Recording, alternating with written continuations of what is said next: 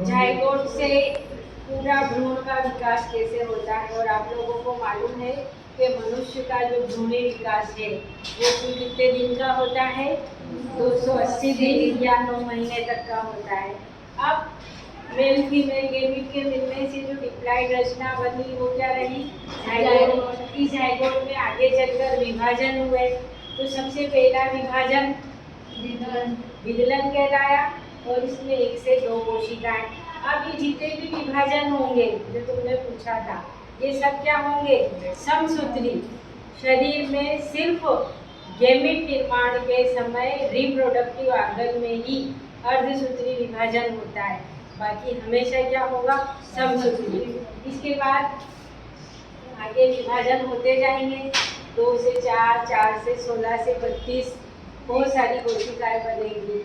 अब ये जो कंडीशन है 16 से 32 और बहुत सारी कोशिकाएं, ये कंडीशन क्या कहलाती है? इस अवस्था का नाम मोरुला अवस्था। ठीक। अब इस मोरुला अवस्था में कोशिकाएं आगे चलकर क्या करेगी? शरीर के अंगों का निर्माण करेगी। तो उनमें कारिकी श्रम विभाजन होगा। कुछ अंग का निर्माण करेगी, कोई क्या करेगी, कोई क्या करेगी, सब अलग अलग।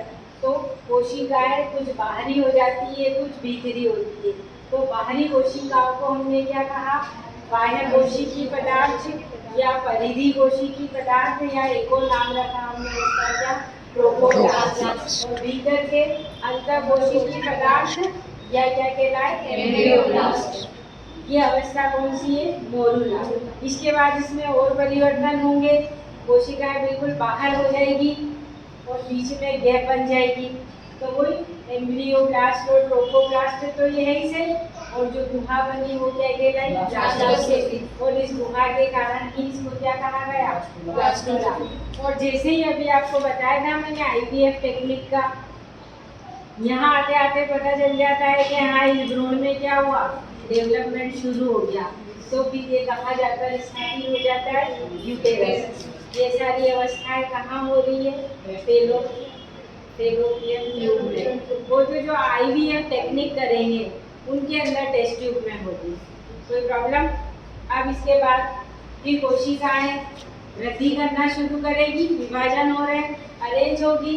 तो ये भीतर वाला स्तर क्या है? एम्ब्रियोब्लास्ट।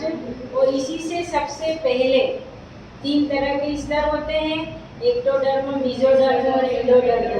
तो सबसे पहले आंतरिक स्तर बनता है, हमने लिखा है फर्स्ट एंडोडर्मल सेल, और बाकी हो गए वही नाम है ट्रोफोब्लास्ट और ये सारी कोशिकाएं। आगे चलकर देखो सबसे पहले जो स्तर बना है वो क्या बना है? एंडोडर्म। और कोशिकाओं में विभाजन चल रहा है कि आगे चलकर बहुत सारी कोशिकाएं बनेगी, छोटे छोटे उभार बनेंगे, तब जाकर ही तो क्या होगा? एक विकसित शिशु का निर्माण होगा। अब यहाँ आते आते पहले ब्लास्टोसिल गुहा थी, अब एक और गुहा बन जाएगी, कौन सी? आर्केट्रान। और इनमें आकर एक द्रव भी बढ़ जाता है यूटेरस से, जो शिशु को क्या करता है? पोषण प्रदान करता है। आप लोगों ने सुना ही होगा कि जो शिशु का थैली के अंदर विकास हो रहा है और अंदर द्रव भी रहता है, तो ये गुहाएं हैं और ये इन्हीं के अंदर क्या बने रहते हैं? द्रव बने रहते हैं, जो शिशु को या उस प्रेगनेंसी को क्या करते हैं? सुरक्षित रखते हैं। फिर आगे चलकर आप देखो यहाँ पर 1, 2, 3 स्तर बन गए, एक्टोडर्म, मेसोडर्म और एंडोडर्म। अब ये जो सारे तीनों जनन स्तर है कब तक बन जाते हैं?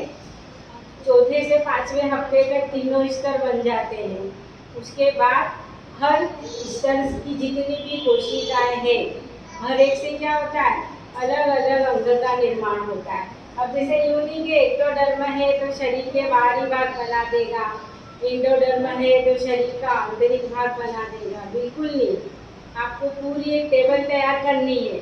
और ऑब्जेक्टिव में भी पूछा जाता है कि जैसे हमारा रेटिना है और ये बाहरी भाग कार्निया है, तो दोनों ही अलग अलग भाग से विकसित होंगे। हमारा तंत्रिका तंत्र किसी और भाग से विकसित होगा, त्वचा किसी और भाग से विकसित होगी। तो ये आपको याद होना चाहिए कि एक्टोडर्म, मेसोडर्म और एंडोडर्म से शरीर के कौन कौन से अंग विकसित होंगे। ठीक। अब ये तीनों स्तर बनने के बाद ही क्या होगा, शिशु का विकास शुरू हो जाएगा। और लिखा है 5वें सप्ताह तक तीनों जनन स्तरों का निर्माण हो जाता है। उसके बाद तीनों जनन स्तरों पर छोटे छोटे उभार उत्पन्न हो जाते हैं और हर उभार से एक अंग विकसित होगा। आपने देखा होगा कि जो महिलाएं रहती हैं प्रेग्नेंट वूमेन, उनका बहुत ज़्यादा ध्यान रखते हैं, सामान भी उठवाते हैं, झटके से उठने बैठने के लिए मना करते हैं। क्यों? क्योंकि आप खुद देखो कि छोटे छोटे उभार, कोशिकाएं, हर एक से शरीर का एक भाग बन रहा है। सोचो उसका छोटा सा भाग टूटकर गिर गया, कोई भाग क्षतिग्रस्त हो गया। अभी मैं खुद बोल रही हूँ कि हर भाग से एक अंग बनेगा।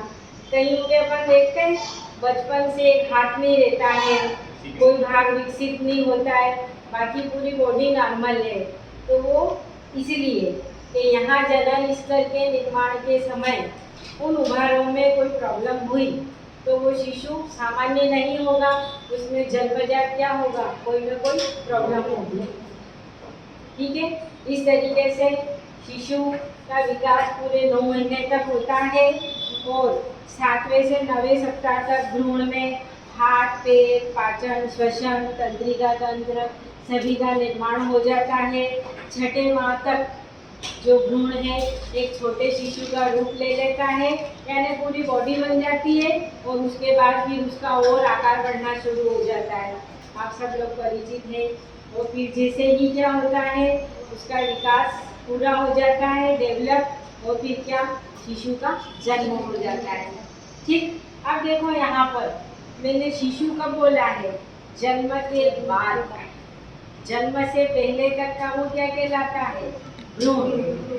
फीमेल की बॉडी के अंदर है तो वो इन्फेंट्स या क्या कहलाएगा, भ्रूण, भ्रूणी विकास।